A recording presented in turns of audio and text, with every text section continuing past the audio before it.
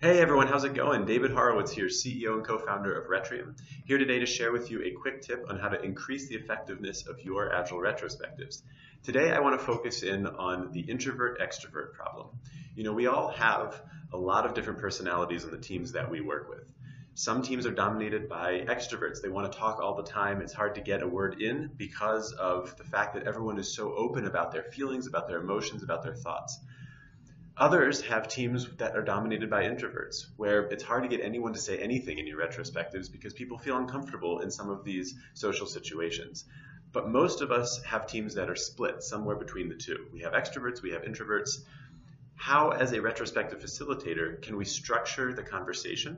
How, as a retrospective facilitator, can we create a context that encourages the participation of everyone on the team so that you get the best feedback that you need to improve your team's performance and remove the impediments that you know you need to do as a retrospective facilitator? So what does that all look like?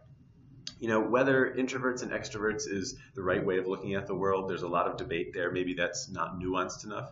We're going to leave that for another day. Certainly it's the case that if you have people who are more quiet on your team, who don't feel as comfortable speaking up in social situations, then it's on you as a facilitator of the retrospective to create that context that enables them to feel more comfortable speaking up. So what can you do to have that happen? The fact that introverts don't feel comfortable speaking in retrospectives shouldn't come as a shock to you. And there's really two key reasons why that is. The first reason has to do with unstructured conversation. Introverts hate unstructured conversation. Why is it that when you are introverted, you walk into a party or you go to a conference and it's lunchtime, that you want to sit by yourself? Why is that? It's because you don't know what to expect from the conversation that's about to happen. When you're sitting at the retrospective table, it's no different. If you're not quite sure when to participate and what that's going to look like and what you're supposed to do when and where the conversation is going to go, that's very intimidating to you as an introvert. So unstructured conversation is the first key problem that leads to the lack of engagement from introverts on your team. The second key issue as to why introverts don't participate in your retrospectives as much as you'd like them to is what I call the think fast, speak fast problem. What is think fast, speak fast? Well, if you have a conversation with a lot of extroverts in it, or even just one or two extroverts in it, it can be hard to get a word in edgewise.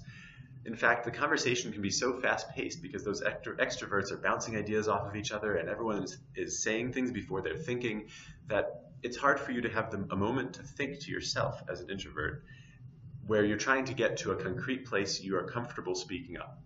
Introverts only want to talk when they feel like they are sure of what they're about to say. They need time and space and some silence to think things through.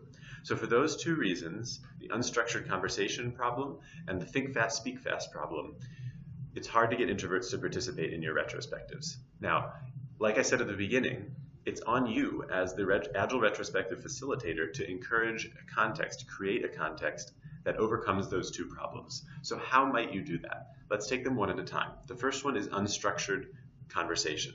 How can you take the unstructured conversation that your team has and make it more structured so that it encourages introverts to participate without excluding the extroverts who want that freewheeling conversation to happen? So this gets back into Agile facilitation techniques. When you sit down for a retrospective, what's the worst thing you can do? The absolute worst thing you can do. It's have everyone sit around a table and have a freewheeling conversation with no structure at all. Everybody knows that. That's why there are entire books written and entire websites published about how can you have facilitation techniques that guide people through the retrospective process. So just a simple example of a facilitation technique. You might ask people after they come to your retrospective to take the first 5 to 10 minutes to think through what are the problems that you've been facing in the previous sprint, the previous 2 weeks. Just write them down in sticky notes. Now, if you do that, you're solving both of those problems in one. Think about it. The first problem was unstructured conversation.